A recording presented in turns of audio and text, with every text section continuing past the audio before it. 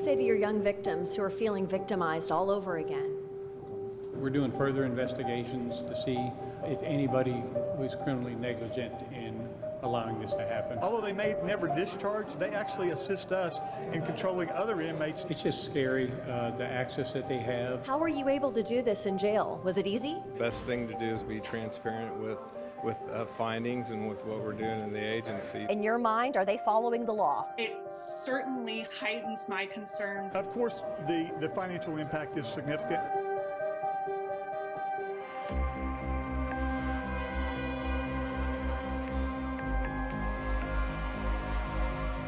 It's a lucrative business behind bars at some Oklahoma prisons, bringing in millions of dollars. But this time, something went terribly wrong, allowing at least one inmate to commit new crimes.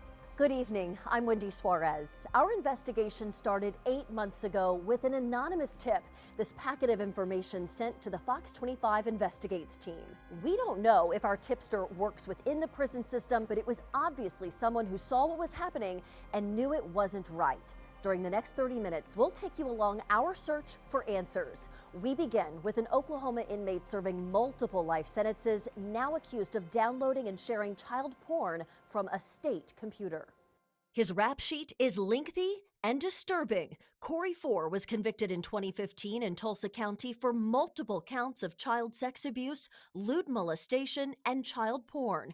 Now, he's an inmate at James Crabtree Correctional Center in Helena, serving 8 life sentences. But he's not just living out his days in a cell. Four was allowed to have a job through the Department of Corrections work program, Oklahoma Correctional Industries. On its website, OCI says it employs offenders in order to help them acquire job skills that allow for the offender's successful return to society. This particular inmate was the supervisor of 12 other inmates. Through the course of investigation, it was determined he had administrative access to the internet. District Attorney's investigator Steve Tanio learned Four's job was working as an IT manager for a telemarketing center for Case Energy Partners. Fox 25 obtained the emails that show how he was given full admin privileges on the computer. Case Energy and his supervisors agreeing without question to give him access. Court documents detail how Four downloaded child pornography, opened an email account, and then an Instagram account where he shared and distributed video.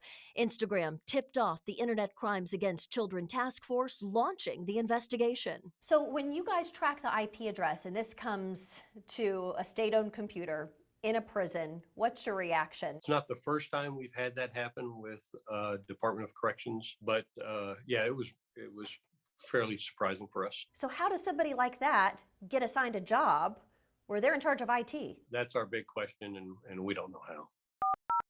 The Oklahoma Department of Corrections wouldn't answer our repeated requests for an interview about that very issue, citing the investigation, but did give us a statement that says in part the telemarketing program through OCI at James Crabtree Correctional was discontinued immediately upon notification of the allegations. Telemarketing programs were discontinued at all other facilities shortly thereafter. To ensure appropriate protocols and processes are in place, other inmate work programs through OCI are being reviewed and evaluated as part of an ongoing investigation. What we did learn in the new court filings raises even more questions. Investigators learned the background of inmates or previous criminal charges were not viewed or considered as part of their hiring practices, something that could have prevented this situation. He made admissions to us and basically said once he had that access, he went down the rabbit hole and couldn't get out of it. Around 1,200 Oklahoma inmates work for OCI-related companies, which contract with the Department of Corrections at 13 sites. It's a lucrative agreement for the companies and for the state, but as we found, it could be a deal allowing some of the most dangerous offenders the chance to commit new crimes. Four was charged with 3 additional felony counts for those latest crimes. Now, this case led investigators to look into other prison jobs, including one called the Yearbook Project. Here's a flyer obtained by Fox 25 advertising the service inside Joseph Harp Correctional in Lexington. High schools can have their yearbooks scanned and processed at no cost by so-called low-risk offenders. These are examples of yearbooks inmates have digitized right on OCI's website. So who's handling your photos inside prison? Investigators say it might very well be a sex offender. Scanning pictures, is that a concern for you when we're talking about children with their names and faces and pictures in the hands of some of these guys? Especially child sex offenders, how vicious and the crime that is and the psyche of those individuals. Any access to any children, I don't care if it's images or biographical data, is extremely disturbing. Fox 25 obtained this list of the offenders we're told are working on the yearbook project, including convicted murderers, child sex abusers, and rapists. 28 of the 47 on the list are serving life sentences. We have asked DOC to confirm this list and are still awaiting their response. They did send us a statement which says from their investigation of OCI's telemarketing programs, information was received which resulted in the immediate suspension of OCI's document scanning program. As part of the Internet Crimes Against Children Task Force, Tania wants to see more oversight from DOC when selecting inmates for specific jobs that are supposed to help them return to society successfully. In this case, your precious memories potentially in the hands of a predator. OCI had some of the most dangerous criminals scanning yearbooks and working in call centers with little oversight. As Fox 25 continues our search for answers, we now turn to who is being held accountable. We went behind bars in Atoka to get answers from the Board of Corrections at their latest meeting at McAlford Correctional. Good afternoon, Chairman, members of the board. None of these concerns came up at their meeting, and we found some members were completely unaware of them. But the board's chairman pledges transparency once the Department of Corrections investigation is complete. The director and I have talked about the best thing to do is be transparent with findings and with what we're doing in the agency. Fox 25 secured the contracts for those call centers, which shows companies like True Energy and Case Energy were paying DOC $7.25 an hour per inmate, with the inmate pocketing only a small fraction of that, the rest going into DOC's coffers. Chief Financial Officer Ashley Clemens' financial report to board members did not include revenue coming in from those companies. She told us to email her for that information. We're still waiting to hear back. But a source within DOC tells Fox 25 the state stands to lose millions of dollars a year with these lucrative programs now on hold. We asked the board's chair if he knows the financial impact. Not at this time. I don't have the details on that since I'm only been aware of it in the last short period of time. Now, the future of these jobs programs that give inmates access to you and the money they bring in remains uncertain. Ultimately, you would like to see those operations started back up under new rules? Obviously, yes. What makes sense based upon what is good for the inmates that is effective and in rehabilitation, as well as the state and the agency. What may be good for DOC is dredging up horrible memories for several families, plus how silence from agency officials led us to turn to legal experts for answers.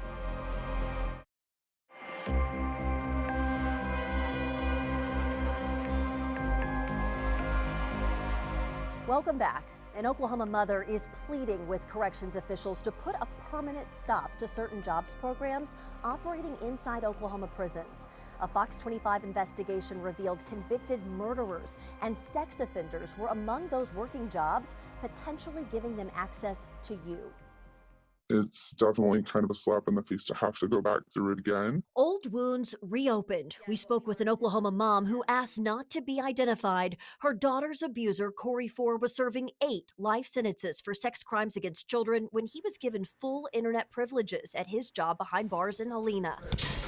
He admitted to investigators he accessed child porn, then posted it on Instagram. Just shock and disbelief that this was allowed to happen. So we know that he has been transferred now twice since this event happened. What has DOC communicated to you as a survivor's family? Only that he had been transferred. No details anything. The latest charges against 4 put a spotlight on other troubles within Oklahoma correctional industries, which is supposed to give inmates job skills for when they're released. Fox 25 uncovered some of the state's most dangerous criminals were scanning yearbook photos and working in call centers with little oversight. For this mother, it's a promise made to a young girl now broken. I put my very, very young daughter on a stand and told her that she was going to make him, be punished for his crimes, and that he wouldn't be able to do this ever again to anybody else. And that, I think, is one of the most hurtful things about this, is that he has been allowed. She tells us she's terrified those jobs programs could be restarted. Almost 6 weeks went by since Fox 25 sent the Department of Corrections several open records requests and no response. We found out whether their silence was legal. It's your right to know what's happening behind bars. We started digging for information on March 11th after learning an inmate serving 8 life sentences for crimes against children got full internet access, then admitted to posting child porn to Instagram. Among our requests to the Department of Corrections, a list of the inmates handling photos of children and just how much these jobs programs bring into the state.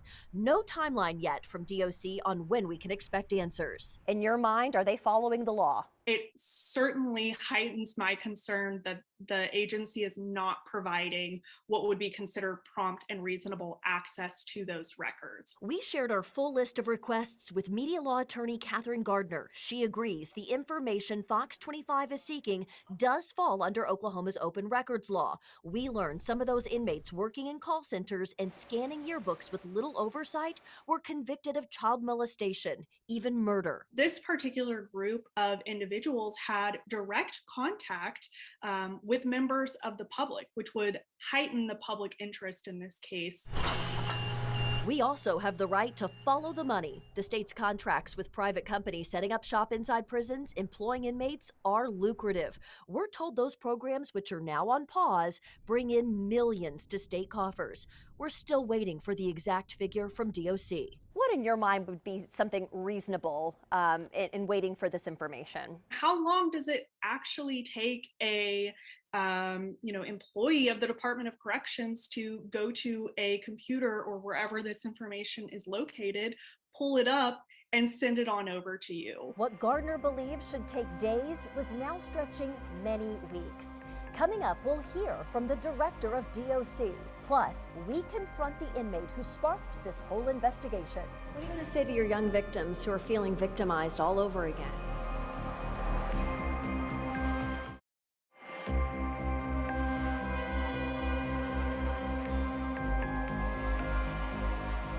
After 2 months of waiting, we received new documents from the Oklahoma Department of Corrections confirming what we had uncovered. Some of the state's most dangerous inmates had jobs contacting schools and handling photos of children through the yearbook project. The prison's job program, OCI, had a contract with the company Memory Lane. We got our hands on that contract, along with a list of inmates employed. This is in addition to the list Fox 25 obtained, which detailed each inmate's specific job duties, like scanning the yearbooks and making calls to schools. Those inmates had been convicted of crimes like rape, murder, and child molestation. The majority are serving life sentences.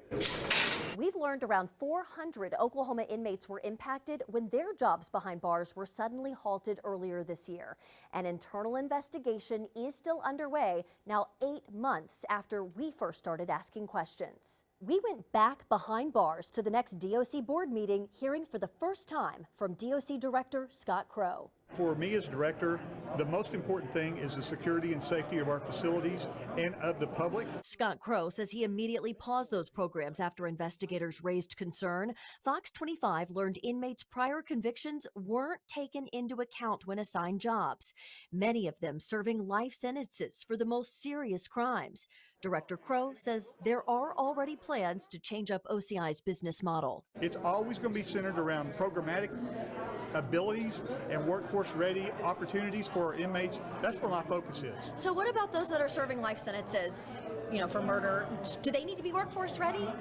That's a completely different type of inmate, but one of the things that you see with inmates that are, say, what we call lifers, if you can get those individuals to start feeling better about themselves and start having the ability to go to work every day and feel like that they're moving forward, although they may never discharge, they actually assist us in controlling other inmates that are younger, that don't understand what it's like to adapt to prison. And so it actually helps us from a management perspective. His challenge now weighing those benefits with the concern and outrage coming from some victims' families. Parents of some of Corey Four's young victims tell Fox 25 they're pleading for DOC to stop these programs for good. I absolutely hear that, and I actually respond to emails and questions about this. There's also the financial hit to the agency, potentially millions in lost revenue as these programs are on pause. We're still awaiting an exact figure from DOC after requesting it back in March. Of course, the financial impact is significant. I'm not concerned about the financial impact. I can assure you, as we move forward with this, under my leadership, my focus is not going to be on profitability. What's still not clear is whether profit was a motivator for others within the agency. Director Crow says until the investigation wraps up, he's not ready to share whether any staff members have been fired or disciplined. 6 weeks after we conducted that interview with DOC Director Scott Crow, he announced plans to retire. His last day was October 31st. Steve Harp has been appointed the new DOC director. He served as the state's chief operating officer and executive director of OMES. As far as his prior experience in corrections, Harp served as chairman of the Board of Corrections for 3 months in 2019. The inmate who sparked the investigation answered to the 3 new charges against him for posting child porn from behind bars. What do you want to say to your young victims who are feeling victimized all over again? A soft-spoken no comment is all we heard from the convicted sex offender. 4 appeared in an Alfalfa County court in June for downloading and sharing child porn while in prison. Already serving multiple life sentences, investigators say 4 was granted full IT privileges through his job at an OCI call center behind bars. Investigators want to know who within DOC knew and allowed the public safety to be put at risk. Next, DOC finally confirms what we've been reporting all along. And you'll see just how much money the prison programs raked in. Plus, a big surprise, which jobs programs are now back in operation.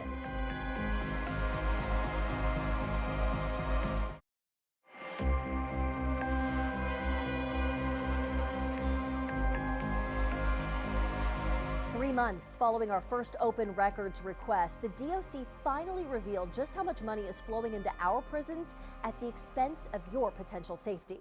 These are photos of the phones and desks behind bars where Oklahoma inmates made calls for then Republican presidential candidate Michael Bloomberg.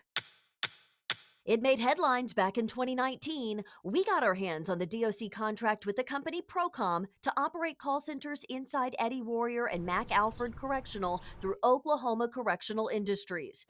The calls didn't stop after that campaign. We learned in the last 2 years, Procom brought in more than $1.5 million to DOC. The Yearbook Project through Memory Lane brought in nearly $630,000. Records conversion, more than $550,000. Case Energy, Air Comfort Solutions, and Qantas brought in a combined nearly $800,000 in revenues. By far, the biggest cash cow was True Energy, more than $2.8 million. The total from these call centers over 2 years, more than $6.3 million right into DOC coffers. That cash flow has run dry. For now, those call centers are shut down amid an investigation involving criminal behavior and a lack of oversight. Of course, the financial impact is significant. With millions of dollars on the line for DOC, officials reveal at least 2 of those prison jobs programs are now back up and running. Fox 25 also learned one of those companies is owned by a convicted child murderer. Inside Joseph Harp Correctional, inmates are back to scanning images while the state makes money contracting with private companies. Qantas IT Solutions, also called American Digital Memories, sets up shop behind bars. A lucrative arrangement both for the company and for the state of Oklahoma. A Fox 25 open records request found the DOC brought in nearly $64,000 from Qantas just last year alone. So exactly who is the state profiting from in this particular arrangement? You've always maintained that you are innocent? Yes, ma'am. That's Qantas co-owner Tony Davis, listed as an active inmate in DOC's database, convicted in 1986 and currently serving a life sentence for murdering his 2-year-old stepson Cole in Tulsa County. But Davis got released on parole in 2008.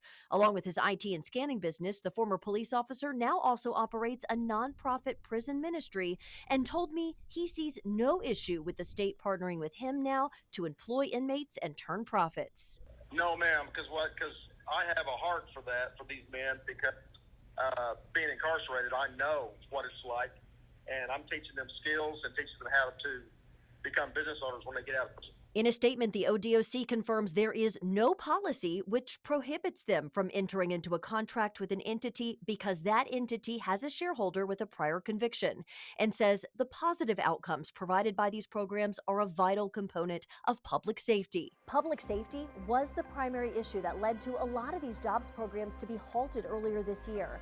As for the inmate who used the internet at his job to download and post child porn, convicted child molester Corey Four is now serving 2 additional life sentences.